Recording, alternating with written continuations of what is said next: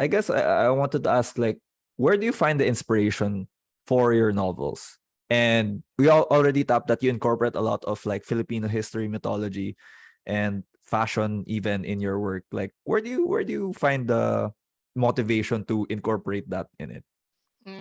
I would say at first when I was younger, I would basically create a copy of whatever I was watching. So for example, if you're familiar with the anime Magic Knight Ray Earth, so it's about going in isekai siya. So you go into another world, you discover you have magic powers, you fight evil.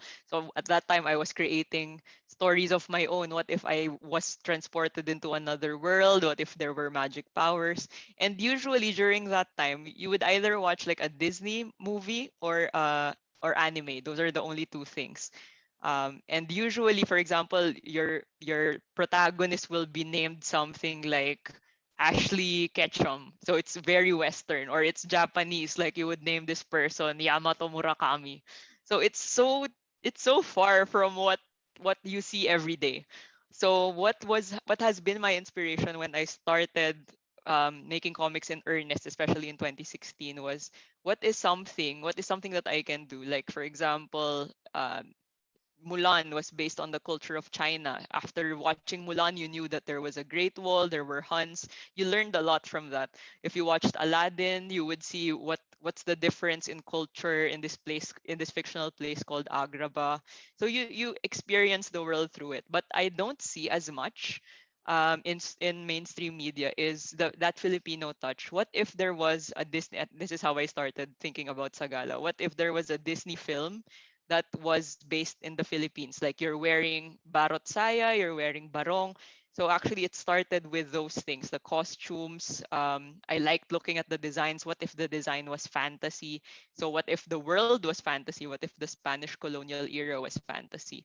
And what I learned from Sagala is a lot of people especially Filipino readers, they were super into it. Like I've never seen something like this before, or there were other works, but you see them in Comic at once or Comic Con, and then it's gone because the author didn't print another set. So my inspiration for the things that I'm doing is what if we can bring that Filipino culture, which is super rich. Even I myself, I was into Percy Jackson, Harry Potter, so I was learning about let's say what is winter like in Hogwarts, or what are the places in America where there could be gods hiding. But what if you have that what if I read something when I was younger that was about the Philippines that will make me learn more about what was Philippine culture, what are the stories that we have in the different parts of the archipelago. And that's what's super Ganda. unique about the Philippines. Like it's not just if I tell you this one story, that's just a Tagalog interpretation. There's a Bisaya part, there's an Ilocano part, and it's so many different stories. How can this all coexist in one Philippines, and what can we tap into? And dami ring artists. So that's right now what I want to do. Tell stories about the Philippines that will get a reader to want to learn more. So maybe not just my works. Maybe look at other comic artists in the Philippines who are doing equally amazing work and learn something from that.